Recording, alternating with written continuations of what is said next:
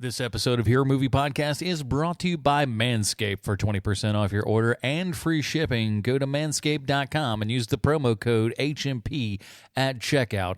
And of course, listeners like you, go to patreon.com/HMP and support this show today. I don't want a lot for Christmas. There is just one thing I need. Don't care about the presents underneath the Christmas tree. I don't need to hang my stocking there upon the fireplace. Santa Claus will make me happy with a toy on Christmas Day. I just want you for my own, more than you could ever know. Make my wish come true. All I want for Christmas is you. Ladies and gentlemen, welcome to Hero Movie Podcast, your greatest source for superhero movie and TV discussion in the multiverse. I am your host, Adam Portress, and I'm joined by sweet Shans of Kovacs from the internet. Get ready to get mad at old Shawnzy. And of course, Bruce Leslie. I'm a prickly pear. Now let's spend Christmas in the sewer. Oh, it's the most wonderful time of the year, and in the sewer is where you really want to be if you think about it. And that's where we've gone this week. As we've said, Merry Christmas to everyone who supports us over at patreon.com/HMP. Those guys, they get the pre-show, post-show, and of course the Dinger Zone. Oh, and I do want to say a big thank you to Peter for becoming a new $5 patron. I think Peter's been with us before. So, you know, sometimes they pop on and pop off, but Peter, thanks for dropping that $5 in there. We really appreciate that. We also appreciate all of you other fine folks that help that out. Patreon.com/HMP. And it's that time of the month. It's the Patreon Select, and here were the nominees for the December vote. Here we go. These were all pretty much TV. You know, they're all TV stuff. We had from Season 2, Episode 10 of The Tick, entitled The Tick Loves Santa. There was also DuckTales, the new DuckTales, Season 2, Episode 6, Last Christmas.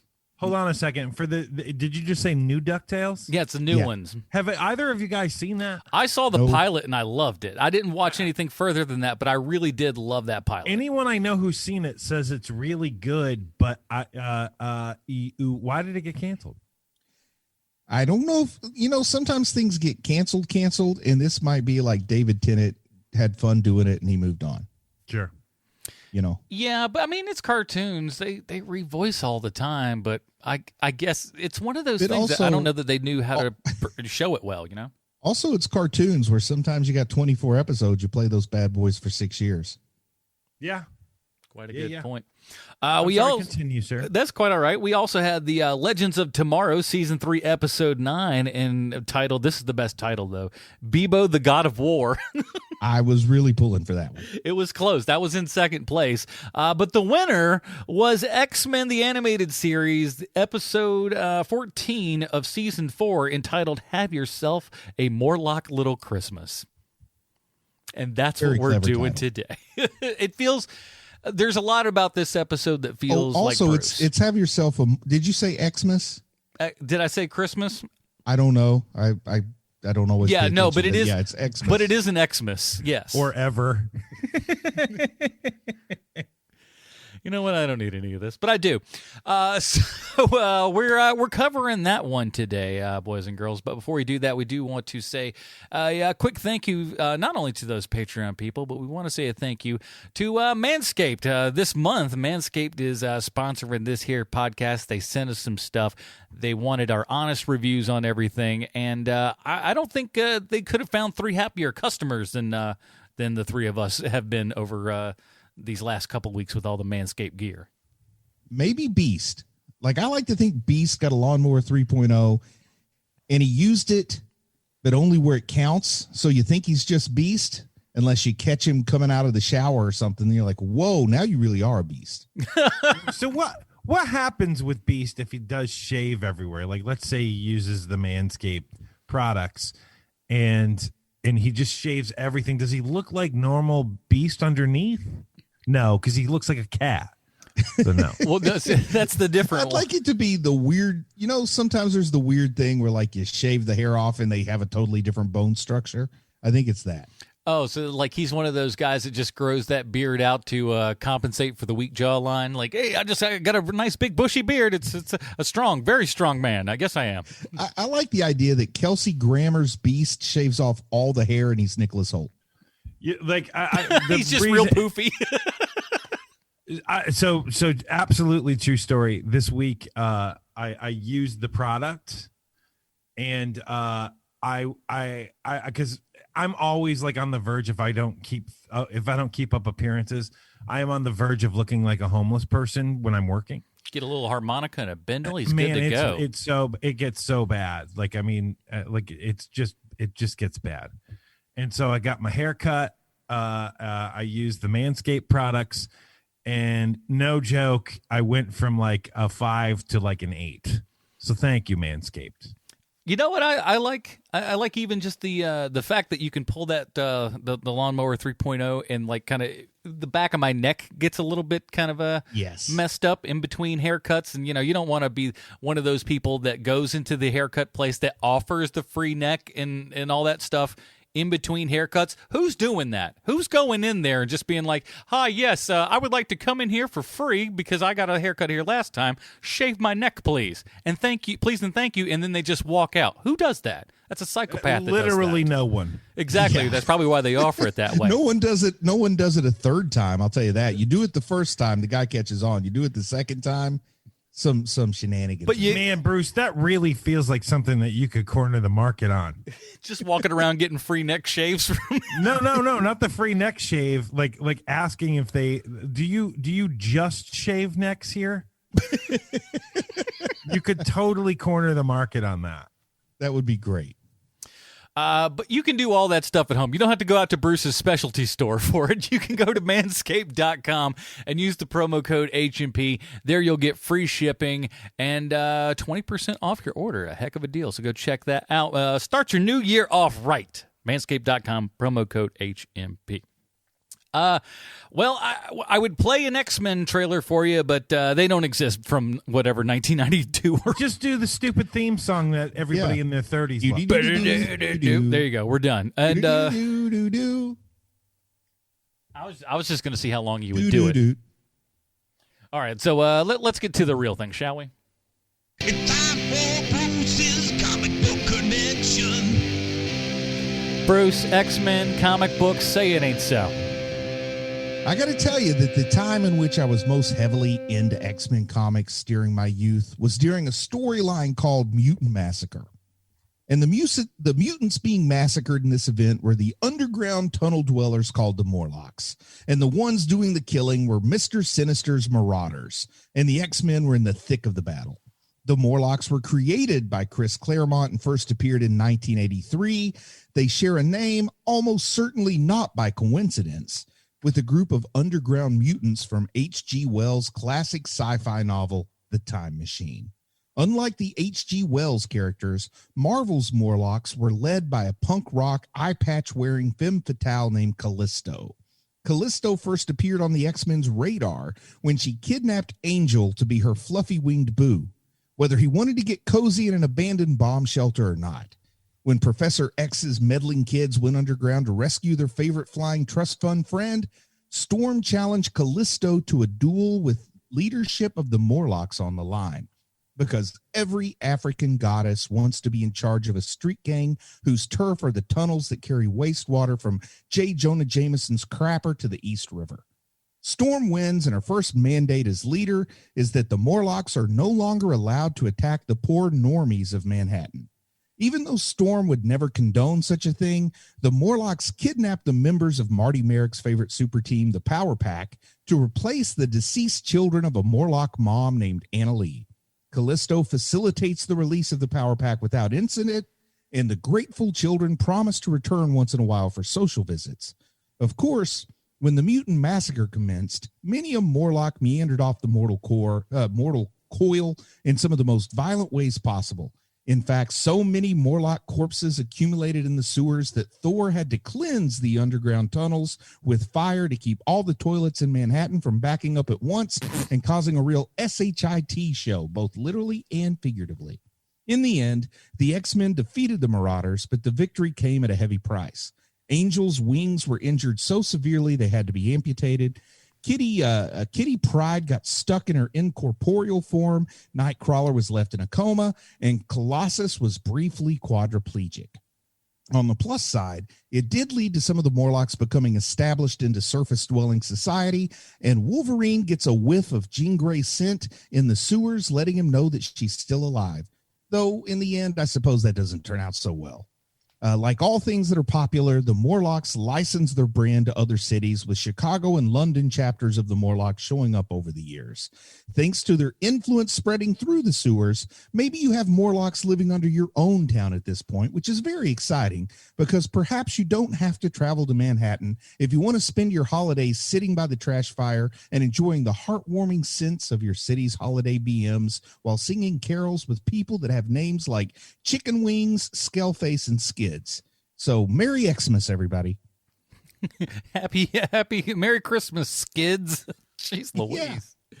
His mutant power was not wiping, I guess. I don't know. Here is I've actually found a little synopsis from fandom here. This is pretty cool. 'Twas the day before Christmas, and all through the house, not a creature was stirring because a Morlock needed help. The X-Men rushed off to provide some health care in hopes the Grim Reaper would not be there. Whoever wrote that is just too cute by like 3, I think. It said Sweet Chauncey K on the written doc. Oh, that was in the annotation at the bottom. I didn't see that one. I realized something watching these 20 minutes today, that because this cartoon is 20 minutes long. I realized something today. It's that whenever I think of like that I hate cartoons, I literally think of the X-Men cartoon #1. It's literally the first thing I everything about the execution of this cartoon is everything that I hate about superhero cartoons. I hate it. I hate the voice talents. I hate the animation style because it gets like, it looks cool when it's like, you know, like Frozen, but it looks awful through the animation part of it. If you haven't watched this episode of the animated series, just by the title alone, that Have Yourself a Morlock Little Christmas, you know exactly what happens in the 20 minutes that this show is. Could you write this show yourself? Absolutely. You absolutely could. And you could do all the voices because they're all like this. What are you talking about, sir? I am just a regular cartoon character like everyone else. I hate all of the voices. I hate all of them. I even hate the Professor Xavier voice, even though that's the one that I hate the least. But like Jean Grey, Gambit. Oh, Gambit's probably Wolverine. Yeah, like Gambit and Rogue. Gambit and Rogue really stick out doing their various flavors of Southern accents. Everyone involved with this show should be absolutely ashamed of themselves for this putrid garbage that they put on television. And I understand that there's idiots in their 30s who are like, oh, the X-Men cartoon's amazing. Oh, yeah, sit down and watch 2 episodes and tell me how great it is. This show is an abomination. And, you know, it's like for me when I love G.I. Joe and I say, oh, man, one of my top 5 cartoons of all time, and now I cannot make it through an episode. No, because it's awful. But boy, I loved it once upon a time. I was a little too old by the time X-Men came around. Well, and so was I, you know, like I was in that phase that most nerdy nerds have where, you know, in your like, you know, late teens, early 20s, like you are out of comic books for a while. And the only comic book I read during that time was Preacher. You know, I wore Doc Martens and was too busy trying to get laid. Like I didn't have time for terrible X-Men cartoons. That's why I didn't get laid more often. I didn't have the Doc Martens. Dude, the Doc Martens are a must. My wife better be on the lookout if I order some Doc Martens on Amazon. It wasn't you like, going honey, around. Guess what's up for you now? I got the Docs. And, you know, like I understand that people have nostalgia for the things that they have nostalgia for. I know that's how nostalgia works. It's just that when you don't have any of it, like I understand the people who don't have any nostalgia for Star Wars. I get it because I have X-Men, the X-Men animated series, where I go into it and I love the X-Men. I honest to goodness love them, but this version of them is straight garbage. Now, that being said, in the 7 years that we've done this show, I think we've only ever covered quote unquote bad X-Men cartoons. Like as far as this one is concerned, any of the major plot points or anything, we've never actually watched those, or at least I certainly haven't in years, because there's several of these things that are 2, 3, even 4-part series that I don't know. And I think when people are talking about this one, perhaps, and again, I'm not saying that I've seen those anywhere close to recently, I would think that they're probably talking more of stuff like this, or rather like that, than of what we've got this week. I think another little problem, though, for some folks, like Sean, for example, with this X-Men show, maybe me too, is that it's it does try enough to tell a story, particularly like you just said, Adam, with story arcs, that it can't be like Super Friends. Like, I go back and I rewatch Super Friends and I have the nostalgia there. And yeah, I know they're stupid, but they're straight up made for 7-year-olds. This is a little too, I guess, a little too ambitious to get a pass in the Super Friends vein, but it's not good enough to be in the Last Airbender, Avatar, Legend of Korra kind of vein. You know what I mean? It's in this weird place that nobody really wants. And there's no Ted Knight voice talent. Yeah. It's not quite. Oh man, I guess it could be cheesy, but it comes across a little more cringy, and in snippets it works. But it's I don't know that I want to try to follow through a 4-episode arc now. I probably would have at another time, but now I'm not so sure. Well, because the other thing with the Super Friends, that I find endearing about it, is that there's straight up 75-year-old men doing the voice of Superman and stuff. That part is great. You know what I mean? Where it's Jesus, how Casey Kasem was probably 60 when he's doing the voice of Robin, all of that stuff is just so endearing. Whereas the people who are doing the voice talent for X-Men are all what I feel are classically trained actors. Yeah. Who are doing the voices, and it's just awful. It's just straight up. Sometimes it feels like they don't realize they have a microphone. They think you have to hear them from where they're sitting all the way at your house. Yeah, they're doing it for the back of the room. Yeah, Exactly. even though they've got a microphone with a windscreen, probably 1/8 of an inch from their mouth. Yes, agreed. See, Also, I think the reason. it doesn't Hold really on. have camp. I think that's what I'm saying. Is it doesn't really have camp. No. So I think the reason that people that are around my age like this show a lot is because it really is that time that you watched it. When I was this show came out when I was 10. Right. So, because it's not quite that kiddie Super Friend stuff that you said, and it's certainly not where we are today with the fantastic animation that we've got going on many a front. But it was a little bit more of that grown up feeling to it. And especially between that and Batman the Animated Series, it just felt like at that time, being a young kid, they're starting to take my demo a bit more seriously. But man, those are two very different shows: X-Men '92 and Batman the Animated Series. Yes. Two very different shows. Yes, because Batman the Animated Series is timeless, and basically created by two men who are very, very good at their job, whereas the people who were behind X-Men the Animated Series were hey, let's do the best job we possibly can. Are you saying producer Avi Arad was more or less just doing the best that he can? I don't know. Yeah, I don't think he was doing the best that he can. Yeah, It's bad. His best is not that good, and this still isn't even up to that. I feel like this early time, between this and the Spider-Man cartoon is just I have no point of reference on any of this. It's just what I believe when I look at the man. I believe that this was his really crazy drunken era. He just got smashed. It was just we're gonna do some more cartoons. Put the X-Men on there. No. Chris Claremont X-Men. It's really gonna mess with people. It's a bizarre. All right, so let's talk about this episode because it's Christmas Eve and everybody in the X-Men house is getting ready as they would. And I love how Wolverine is just absolutely just, angry from get-go. Doesn't even start off like halfway anything. He's already screaming 2 seconds into the show.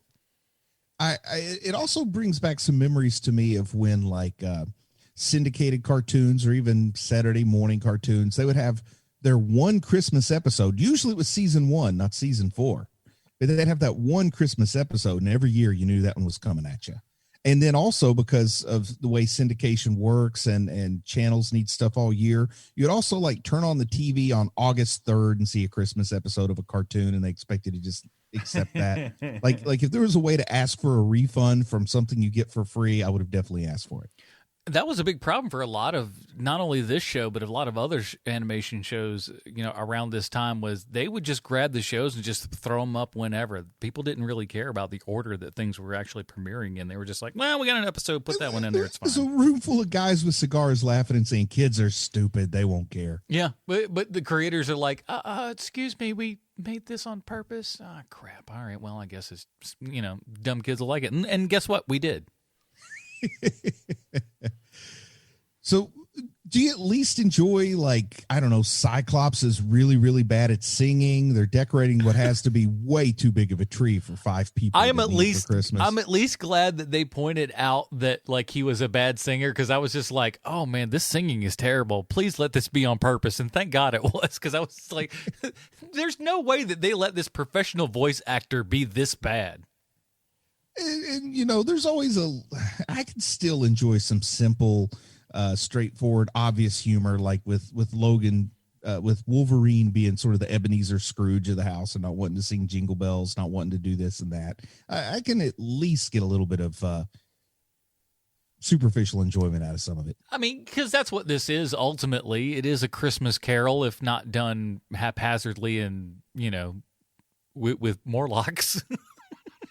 And is it just because Professor X has an unhealthy infatuation with Jean that she gets co-cooking duty with Gambit? Because if I've got a Cajun in the house and he's willing to cook, the Cajun's cooking, because I watched a lot of that show growing up where the Cajun guy would cook. Yeah, that guy would not only would he cook, he'd pour massive amounts of booze, not only into the things that he was making, but into a giant glass into at the his end. belly. He was, that man was he was 3 sheets to the wind by the time that 25-minute show was over. Justin Wilson, right? Was that his name? I think so. But he was that kind of guy. It was Justin Wilson. That's it wasn't right. Justin Wilson. Yeah. And the wine goes to the top of the glass, too. It doesn't go halfway. No, sir. I will tell you, you know how I my thing is, does it pass the phone test? You can guess. Wait, don't spoil it. Let me and Adam take bets here. Okay. I'm going to say no. What do you got, Adam? I'm getting creative, because it's big risk, big reward. I'm going to say he watched it 3 times. My heart grew 3 sizes that day. It's Sweet Sean's, he learned the meaning of Christmas. I started working on the Stallone connection while this was going on. And fortunately, I didn't even need to look up after 2 minutes. No, you got way too much with that plot. It's too fast. You got to pay attention, or it's like Pulp Fiction. You can't just do something else. I enjoyed seeing how they were going to make the Morlocks look. I looked up for some of that because I just wanted to see what their design looked like for them. It was basically what I figured that a 90s cartoon would look like, and I was right. But that was the only interesting part to me, was how are they going to design the Morlocks on this show?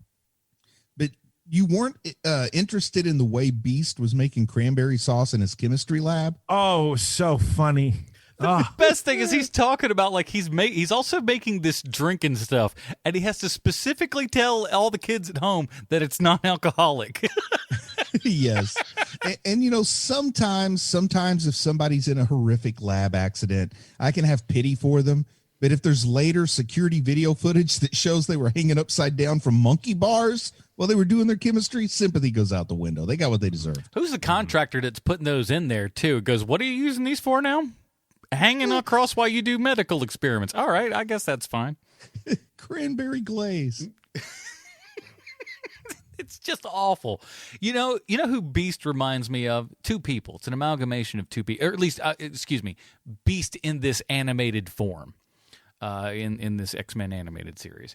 Two people, Bruce Leslie, of course, that feels like it goes without saying, and my Uncle Jim.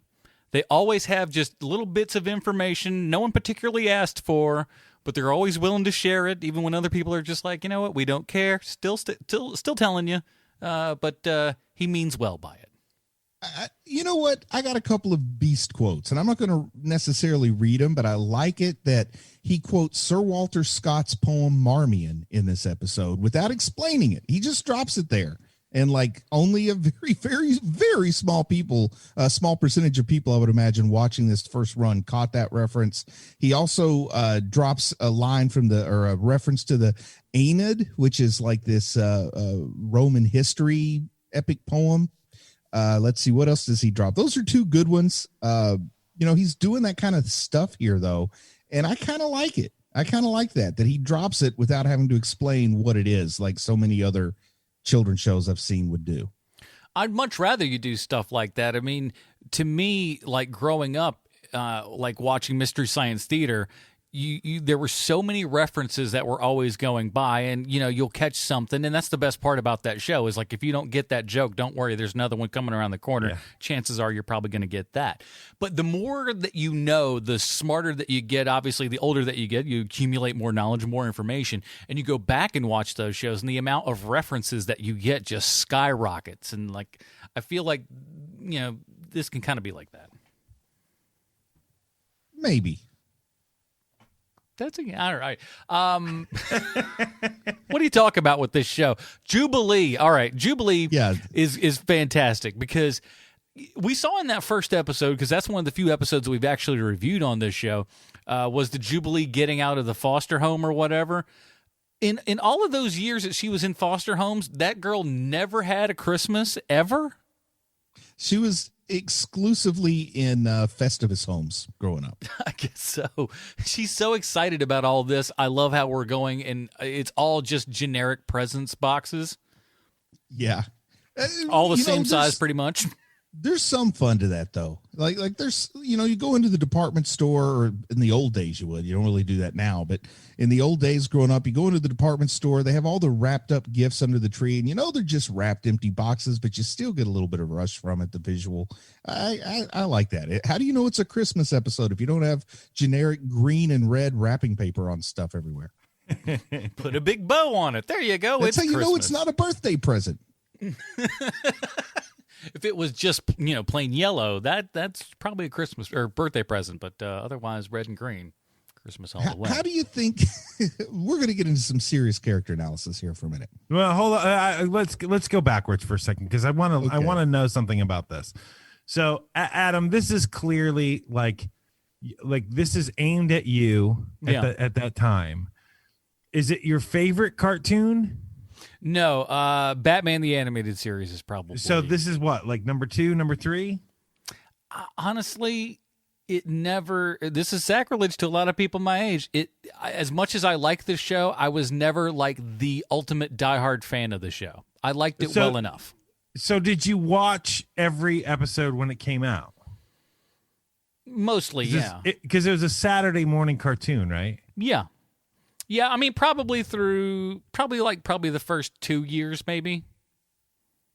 Yeah, because if you're anything like I was, I mean, you just get in your routine. You pick a channel that has the lineup that works for you, and maybe you got to watch. Maybe you got to watch something in between that's not your favorite, but as long as you don't hate it, you end up watching. Yeah, and it episode. Was like it was a lot of. Cause if memory serves, it was all on Fox, so they had cool stuff, right? Yeah, like Fox was like kind of the real hit place in the '90s for all kinds of animation, from The Simpsons to Batman. Kissy and all that Fur. kind of I don't stuff. want to watch Kissy Fur. The reason why I ask is because I have no relation to the show at all.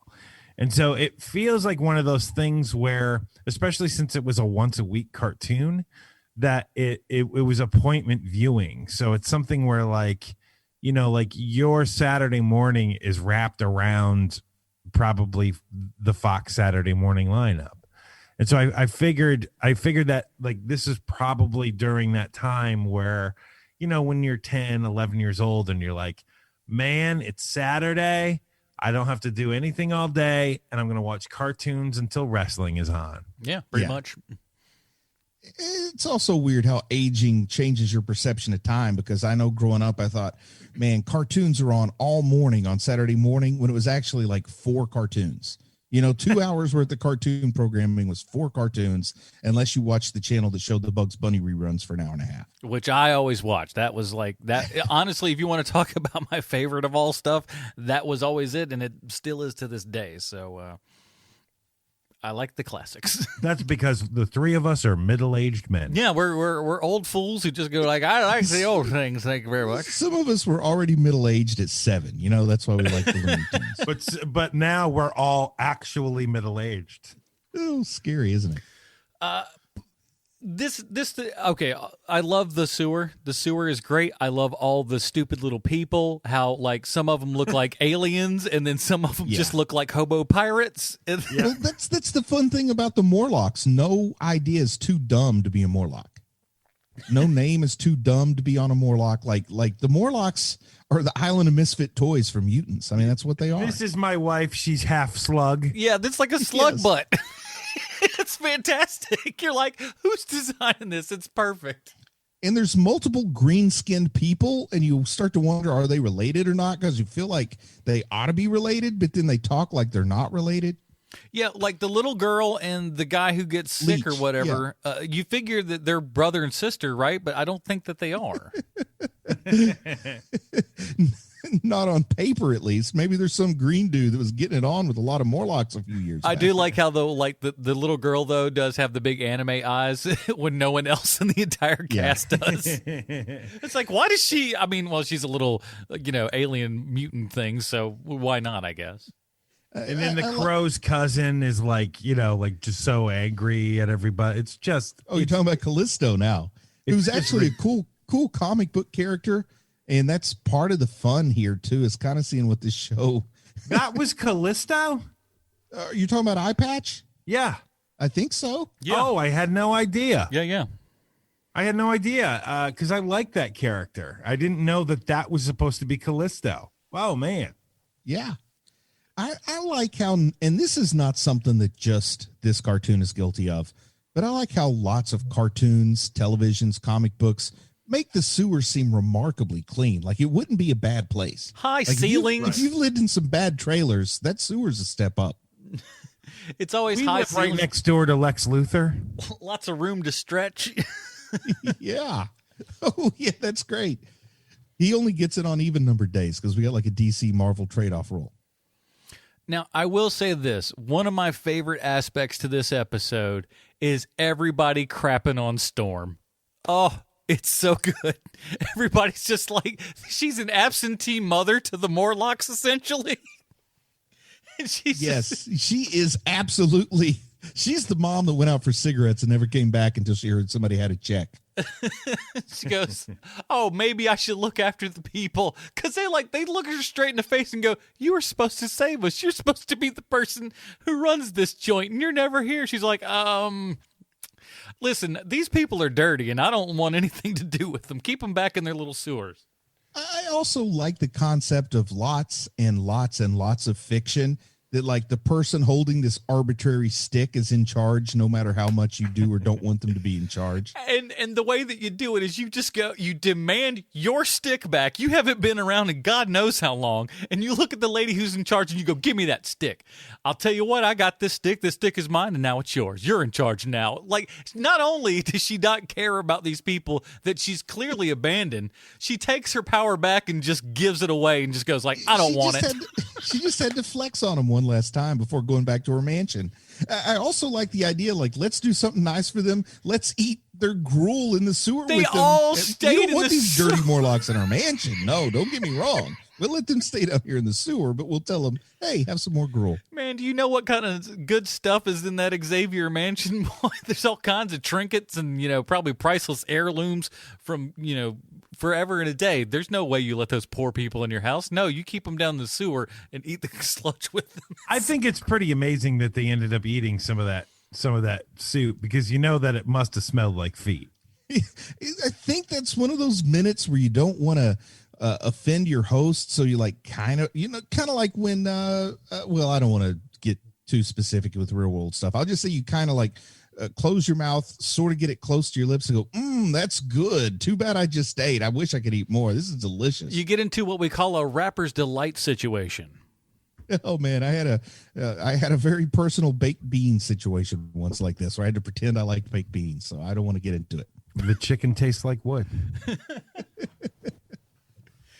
Oh, that song's great because it is relatable. Everybody's had that moment where you're at somebody's house and you're like, son of a bitch, if they bring out one more thing here, I am going to throw up because this food is terrible. I love that song. Did you feel a change of heart in Logan, in Wolverine here in this episode? Because I think that was the power of Christmas, as he went from hating Christmas to tolerating Christmas or something. How tolerant does he get, though? Because he starts off screaming.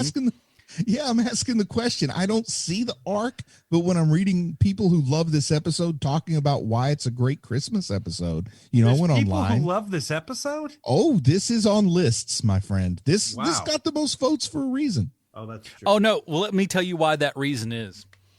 Because I've got the Patreon here, and underneath the voting, there were comments. This one comes to us from Brian. Sean is going to hate it if X-Men wins. I would have liked to. Okay, I would have liked to see another choice for another show.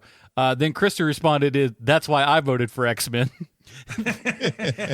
Then Nate, King Solomon's Frog, he answers, "Same. There's no Sean like Angry Sean. I hope I'm not too late to break the tie." So this episode was specifically gotten on account of just we're going to make Sean suffer. Well, I'll tell you that my loved ones beg to differ that Angry Sean is the best Sean. However, it is for the show. However, I do understand that. Oh man, this is going to be great.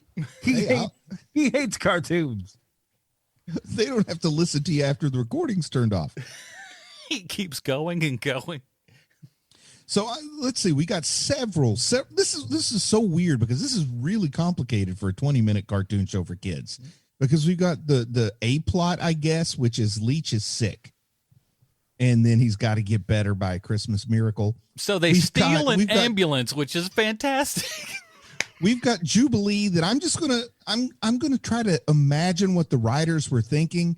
But they're probably thinking, Jubilee, she's Chinese. She doesn't know what Christmas is. Okay, so that's another plot. We've got the Beast makes cranberry glaze plot. We've got the battle for kitchen dominance. Come on, that's barely a plot. We'll call it a side plot. If you go back and rewatch it, they spend about as much time on Beast making his glaze as they do on some of these other things I'm talking about. It felt like it took 20 minutes just with the cranberry glaze to me, but keep going. And then we've got the whole idea of absentee mom here that we've already pointed out with Storm. And then, of course, we got the battle for kitchen dominance between Jean Grey and Remy LeBeau. And I think that's my favorite plot of all the various plots. No, I could see where the worst one would be your favorite, yes. Well, at least there's a resolution there, because at the end, he gets the greatest. And man, I've got 20 quotes from this episode. Far and away, the greatest one is, Gambit don't make no TV dinners. TV dinner. I like that suddenly Gambit's in the third person here. Gambit spent days on this meal. My oyster loaf, my dobe glacé. We could warm it up tomorrow. Warm it up. You do not warm up such a meal. Gambit does not make TV dinners. Well, I don't know, from my memory, they do that a lot with Gambit. Gambit does talk about himself in the third person a lot. How about, he probably did. He also said mon chéri a whole lot. Oh, a lot of that crap. Now, here's why this quote means so much to me, because they're going to go spend Christmas in the sewer with the less fortunate people. They have a bunch of food in their kitchen that they would much rather just stick in the fridge and heat up the next day than say, you know what, Gambit, how about we load this up and take it down and share it with these less fortunate folks? Like, you know, they want to do a good deed, but they only want to go so far. We don't want to give up our oyster loaf. Yeah, or they've got to eat it fresh today. It's like, well, give that to the Morlock people. They're like, we got to go all the way down there. If you don't want to reheat it, we can throw it away. You know, let's flush it down the toilet just to get a laugh while we're at Christmas and it goes floating by. Let's videotape it and send it to poor people. Oh, man. Because we're the X-Men. Treat them to an all-you-can-smell buffet in the sewer. We'll just send them pictures of our meal back here at the house. That's just terrible. Oh man, yeah, it's like we feel so bad for these mutants, and we live in a sparsely populated mansion specifically to help mutants. That you know, come on, you know. But look at that lady's got like a weird little what's it called, the big body, oh god, we just talked about it. The bug body lady. I don't know. The slug lady. Yeah. Bug lady, sure. It's terrible. All right. Listen, we've already been talking twice as long as this show is actually on the air at this point. So we must ask ourselves one very important question is how does this 20-minute cartoon, God bless him, relate back one-to-one with Sylvester Stallone? Thank you, Adam. I have a prepared statement. Shooky Levy was one of the composers on X-Men, the animated series. You know that stupid title song that 30-somethings love so much? He wrote it. He also wrote the theme songs to Inspector Gadget, He-Man and the Masters of the Universe, and the Mr. T cartoon. Shooky Levy is also the only composer I've ever heard of that went on to direct movies. His biggest hit being Turbo, a Power Rangers movie. So suck on that, Hans Zimmer. He also directed a bunch of movies no one's ever heard of with titles like Blind Vision, Rusty, A Dog's Tale, and Aussie and Ted's Great Adventure. The reason for all of his success has to do with money. Money is the only way to explain how someone can go from writing the theme song to kid video and a decade later is directing a major release motion picture. And man alive, does Shooky Levy have money. His career started in a band called Shooky and Aviva, which he left to become a composer. He then left being a composer to become the co-founder in a small company called Saban Entertainment Group, which he started with his friend, Haim Saban. And Saban would go on to make shows like Digimon, something called Mask Rider, and of course, because you read ahead, the Mighty Morphin Power Rangers. Yep. Shooky Levy is one of two executive producers of the Mighty Morphin Power Rangers, and that guy has so much money he owns diamond pants. He probably vacations somewhere that most Americans have never heard of, like Cotswold. And he's so rich he can say something racist and totally get away with it. And speaking of racist, in 1996, he was the composer for the Rambo cartoon, which if you've never seen it before, is amazing. And there you have it, HMPers. Your Stallone connection this week is Israeli billionaire Shooky Levy. Adam and Bruce, this is the 6th Christmas we've been doing this bit, and still no word from Sylvester Stallone. No, there's still time to make that dream come true, everybody. One day. It's Christmas, Theo. It's the time for miracles. Come on, Sly. Do it for Leech. All right, here at Hero Movie Podcast, we have our own patented Robin rating system. If you'd like to check that out, check on over to our Reddit, man. r/Hero Movie Podcast is right up there. Bruce, where does have a little Morlock Christmas? Have yourself Xmas. A little Morlock Xmas. Fall on the Robin rating system for you. Well, Comic Book Resources ranked this as the 8th top tear-jerking episode of X-Men animated series. Did someone's mother get murdered while they were watching this? Is that why they had a list of top 10 tear-jerkers on Comic Book Resources. This came in number 8. So somebody at least liked it in some way. I don't know. When Gambit dropped that paprika, my eyes just welled up. Now, the director of this episode was a guy named Larry Houston. He's worked in a lot of animation, but I read some trivia that said his name was left off the credits. And it's not clear whether he chose not to be credited or if it was left off by accident. So I'll leave that to you to decide. But I think if Larry Houston doesn't want his name on this episode, maybe I don't either. But it's still kind of fun, man. I'm going to give it a really low Damian Wayne. It sounds like maybe bad to Sean, but I there's a little fun to it. You can have your opinion. That's what they call That's happy not going to accident. make me mad that you have an opinion. Everybody The thing has is, an I opinion. had an epiphany. I was going straight to like Lowland, and then I started thinking, but they're Christmas presents and a tree and a song. So, maybe somebody can have fun with it. Yeah, and that's exactly what I feel. This is stupid. It is bad. It is corny. It is dumb. But it is 20 minutes, and it's kind of a laugh when you see how stupid it is. And that, Storm is kind of a horrible person. And Wolverine's just always mad, even when they're like, hey, your blood transfusion could save this little creature's life. He's just like, I don't want to do it. It's just perfect. It's so good. Low Damian Wayne. Sean? Come on, everybody knows. We're not hiding the ball over here, okay? Love how you lead off with that one. This is a Jason Todd. I mean, come on. This was 20 minutes long, but good Lord Almighty, it didn't feel like it. 20 minutes of X-Men cartoon, and when you were a child, you loved it, but children are stupid. It is a Jason Todd. Yeah, indeed. Very, very dumb kids. I was one of them, and perhaps you are too, because you've listened to this whole episode, you genius, you. And we thank you for that, and we've got more great stuff coming your way. We're going to talk about that in half a second. But, Bruce, where else might we find some of your work on the internet? You can check out Chubby Wizard. We took a week off, but we're coming back with a nice double-sized Christmas special on Wednesday, December 23rd. So go be looking for Chubby Wizard. Then in the new year, we'll have our annual Chubby Awards, giving some awards out to comic book creators who don't know we're giving them the awards. Sean, is there anything else going on? I don't know. Oh boy, is there. We are about to record our season finale episode of The Mandalorian 30 Questions, which I am looking so forward to, and hopefully you are too. It is our season finale, The Mandalorian 30 Questions. Tons of stuff there, so we will get to you on that next week, everybody. It is Christmas for reals this week, and as such, big also kind of a monumental thing. Wonder Woman 1984 is debuting in theaters and simultaneously on HBO, and as such, that's what we're going to be talking about next week. Wonder Woman 84. We are excited about that. It's been a long time, and I'm finally glad that it's here. So join us next week for Wonder Woman 1984. For Sweet Sean Kovacs from the internet, Bruce Leslie, I'm Adam Porches. Stay super, everybody.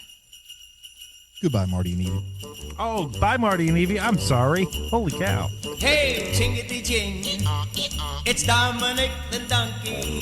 Jingity jing, the Italian Christmas donkey. La la la la la la la la la la la la la la la la la. Santa's got a little friend. His name is Dominic. The cutest little donkey, you never see him kick. When Santa visits his paisans with Dominic, he'll be, because the reindeer cannot climb the hills of Italy. Hey, jingity jing, it's Dominic the donkey. Jingity jing, the Italian Christmas donkey. La la la la la la la la la la la la la la la la la. Jingle bells around his feet and presents on the sled. Hey, look at the Mayor's Derby on top of Dominic's head. A pair of shoes for Louie and a dress for Josephine. The label on the inside says they're made in Brooklyn. Hey, jingity jing, it's Dominic the donkey. Jingity jing, the Italian Christmas donkey. La la la la la la la la la la. La la la la la la la da. Children sing and clap their their hands and Dominic starts to dance. They talk Italian to him and he even understands. Kumbaras and kumbaras do they dance ad Arundel. When Santa Nicola comes to town and brings Ujucharilla, hey, jingity jing, it's Dominic the donkey, jingity jing, the Italian Christmas donkey. La la la la la la la la la la la la la la la la da. Hey, Dominic, buon Natale.